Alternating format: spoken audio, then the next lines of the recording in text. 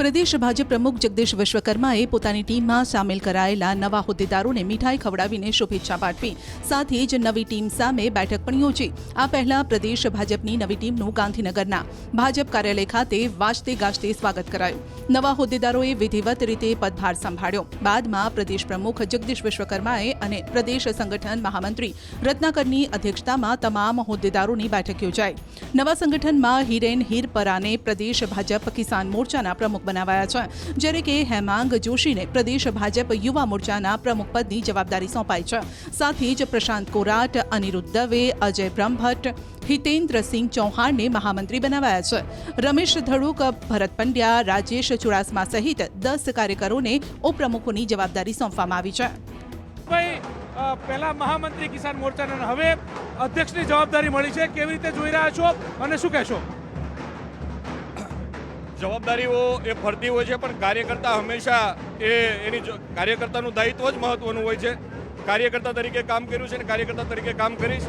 ભારતીય જનતા પાર્ટીની જે વિચારધારા છે, સરકારની યોજનાઓ છે, એ ખેડૂતો સુધી પહોંચે, છેવાડાના માણસ સુધી પહોંચે, એ અમારી પ્રાયોરિટી રહેશે।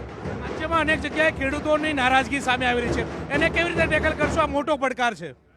ખેડૂતોની કોઈ જગ્યાએ નારાજગી છે જ નહીં।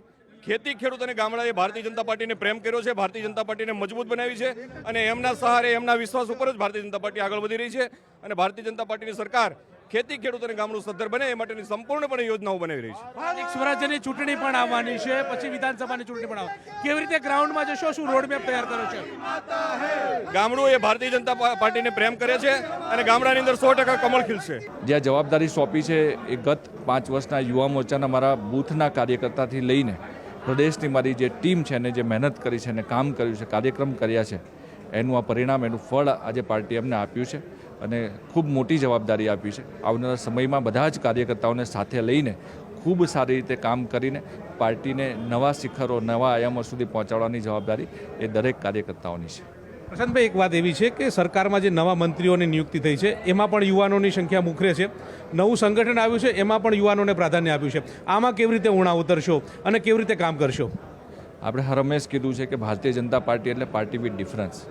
ભારતીય જનતા પાર્ટીએ હરમેશ દરેક સમાજને પ્રતિનિધિત્વ આપ્યું છે અને ખાસ કરીને યુવાઓ અને મહિલાઓ, માન્ય મોદી સાહેબે જે મંત્ર આપ્યો છે જ્ઞાન, એટલે કે યુવા, અન્નદાતા, નારી અને ગરીબો બધા જ લોકોનો સમાવેશ કરીને ભારતનો વિકાસ થઈ શકે એ જ રીતે પ્રદેશની અંદર, સંગઠનની અંદર પણ યુવાનોને તક આપીને, મહિલાઓને તક આપીને આવનારા સમયમાં સંગઠન વધારેમાં વધારે મજબૂત થાય।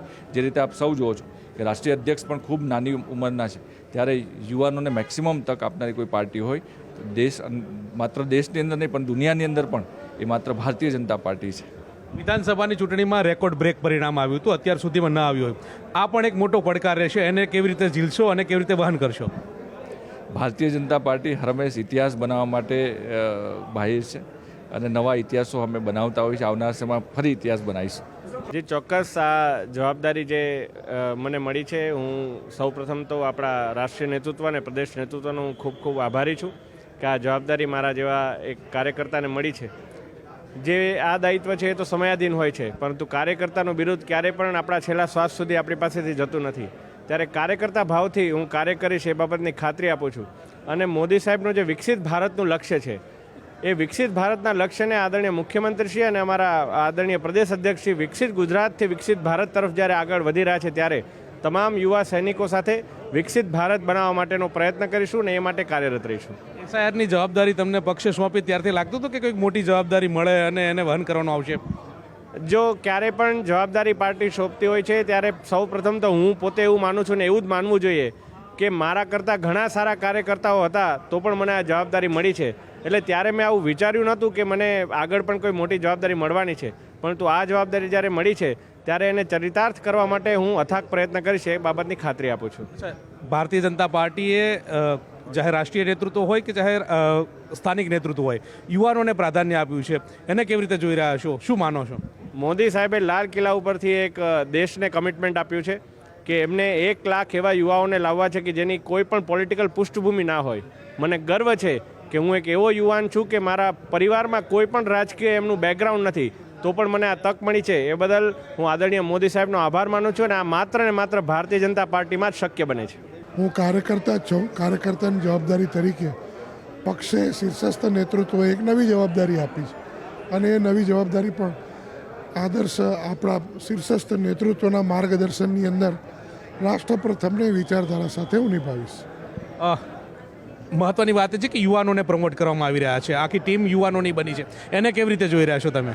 બિલકુલ, ભારતીય જનતા પાર્ટીના કાર્યકર્તાઓ એ સૌ સાથે મળીને, નાના મોટા સૌ કાર્યકર્તાઓ સાથે મળીને યુવાનીનો જોશ અને અનુભવનું ભાથું આ બંનેનો સમન્વય સાથે આગળ કામ કરીશું. કેટલો પડકાર? કશો નહીં, જે આવશે એને સામે પડકારને પહોંચી વળશું.